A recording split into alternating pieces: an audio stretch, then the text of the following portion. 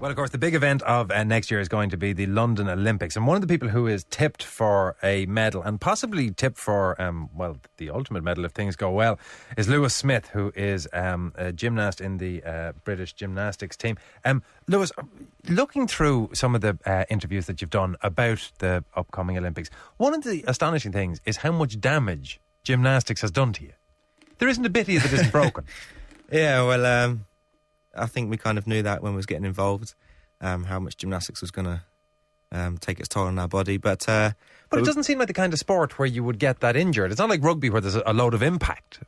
See, that's the thing. See, a lot of people think we prance around in leotards and everything's hunky-dory and we get a nice shiny medal at the end of it. But the truth is, we train 32 hours a week. We're constantly lifting our own body weight. I weigh 80 kilos.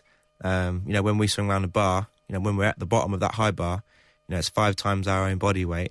And then, when you're doing double somersaults and landing, there's a lot of impact going along. So the injuries that you have amassed so far are what? Oh, how long we got? I've got a fracture in my right ulnar, which I constantly need radiotherapy for. I've got bruised bone in on the ulnar. I've got tissue damage in my left thumb, which I constantly have to have ultrasound to mend. I've got a torn lateral meniscus in my left knee, which I need an operation after the Olympic Games. I've got a swollen S1 and L5 vertebrae. And I almost done my back in yesterday, reaching for a sandwich. Does this leave you in good shape for the Olympics? Do you just compete with that kind of lingering damage? Yeah, I mean, we have certain exercises in the gym to keep on top of certain injuries. We build our core strength to kind of deal with the back pain. I'll do certain leg exercises to take a lot of the impact off my meniscus on my knee. But you have daily back pain? Sometimes, yeah. Yeah. When I have about a week off at the gym, then I start to get aches and pains. And then when I obviously get back into gym, I get more aches and pains. So. And you're 22? I'm 22 years old. It doesn't bode well for when you're 60, does it? Oh, I'm not looking that forward ahead, I'll tell you. Lewis, the one thing that I wanted you to explain to me is your routine that you are planning for the Olympics has a difficulty rating of 17.1. Is that right? That's right, yeah. Can you explain what that means and why that's important for the Olympics? Well, I've been doing a 16.9 for a while, and I always seem to be getting third and second. And now, who measures that? Who decides it's a 16.9 or a 17? Well, I make up the routine, and then I present it to the judges. And if I do it correctly, then they work out the score, if it's correct, obviously, and then they give me a score on it. So I do 10 different elements in my routine, and they're worth different difficulty. The harder you get, the more points you're rewarded. And then they give you a starting score. So they add up all the points of what each skill's worth. And obviously mine's from a 17.1. And then you have a second set of judges which deduct of how poorly you did the routine. If you made any errors, they take marks off that routine. So does that mean that to go for gold, you have to be setting the bar very high in terms of the difficulty rating? Exactly, yeah. Are you carrying the highest rating into the Olympics, do you think? Yeah. I mean, I had the hardest routine in the world anyway, and I've kind of beat myself and done it even more difficult. But that's not boasting. You literally have the hardest gymnastics routine on the planet. Yeah. And I need. That's exactly what I need to do. I need to push those boundaries if I'm going to, push for one of those shiny medals in the Olympic Games. Is that not a very difficult situation to be in? Because for a Premiership footballer, if a game goes wrong, there's next week. For you, there's a 4-year gap, effectively, to them. Like, your 4 years has been geared up to that 1 week. I know. I mean, that's what I try and tell everyone, and the magnitude of it is just massive. I'd been training 19 years when 2012 comes around, and I've got 50 seconds to show what all those 19 years I've been doing. 19 years for 50 seconds? Exactly, yeah. What happens if you slip?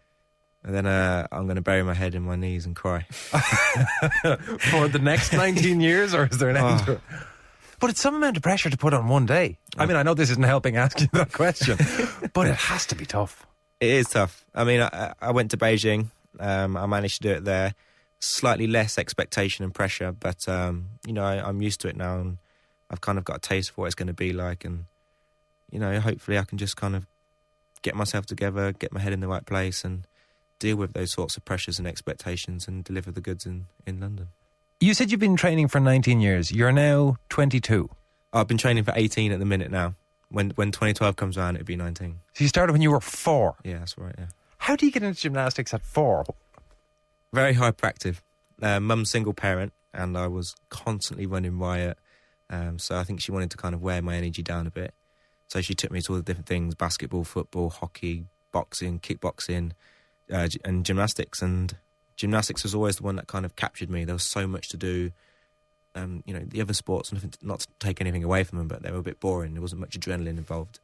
Whereas gymnastics, I was somersaulting, doing flips, landing on my head in the foam pit, just being a young kid. And I think being hyperactive and having that much energy, but also being very talented, I think I kind of found my route in gymnastics. And even compared to sports where you were taking somebody on directly, like a kickboxing or like a team sport, you still preferred the solo effort? Yeah, I mean, I definitely preferred doing gymnastics. And I was always a crazy type of kid. I was always climbing trees and then jumping off when I got to the top because I'd think it was a good idea, and things like that. And having that edge and having that less of fear factor, I guess, and has really kind of pushed me as a gymnast, and I guess that's one of the reasons why I'm here today. Well, sitting beside you is Ciaran Gallagher, who is Chief Executive of Gymnastics Ireland. Ciaran, do many people at 4 or 5 make that kind of decision to go for gymnastics, or is it still, particularly in Ireland, a relatively minority sport? I don't think they make that decision, firstly. I think kids like to jump and play and swing, and that's exactly what the basic fundamentals of our sport are. As a kid, I was a gymnast, and it was pretty much a similar story.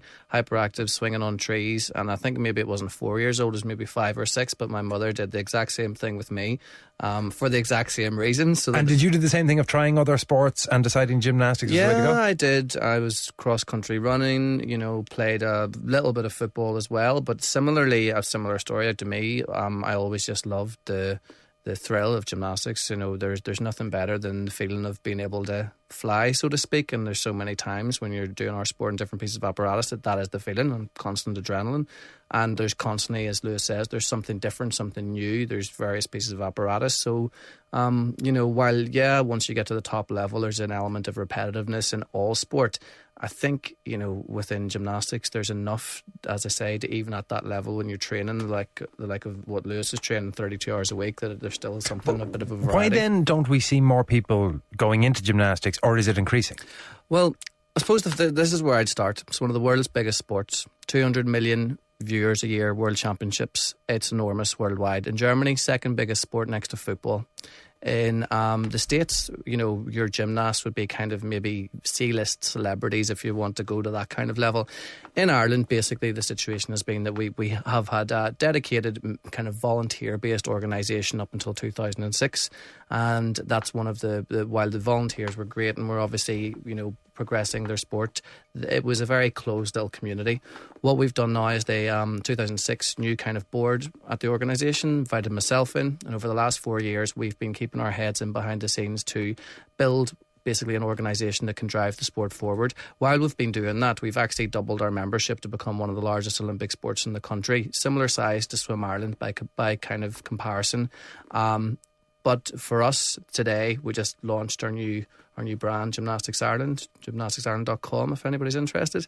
And that's why we brought Lewis over. Everything about Lewis fits with what we want to do. So the next couple of years are really going to see us properly. I take it for parents who are thinking about putting their kids into gymnastics, it's only when you get to the highest level that the L5 vertebrae gets swollen. That's exactly what I was thinking as Lewis was talking at the start. I was thinking, right, I've got some key messages to get out here with my turn. Now, that's exactly it. I mean, the first things I would say is gymnastics is the foundation for all sports. That's I wouldn't go as far to say fact, but it's pretty well respected amongst all other sports. Our new kind of logo, if you want to say motto in Gymnastics Ireland now is sport starts here. It's a fantastic sport. It's inclusive. You can take part in it at any level, any age.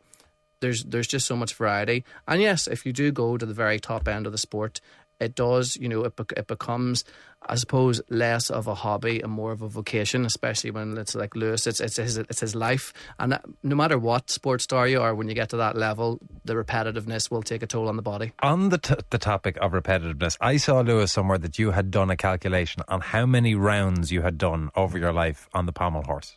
It adds up to how many? It's about between 800,000 and 850,000 right now, yeah. 850,000. It's intense, isn't it? By the Olympics, will you have broken the million? I reckon it'll be pretty close, yeah. Best of luck in the Olympics. Hope you get shiny medal and ideally the gold shiny medal. That is, of course,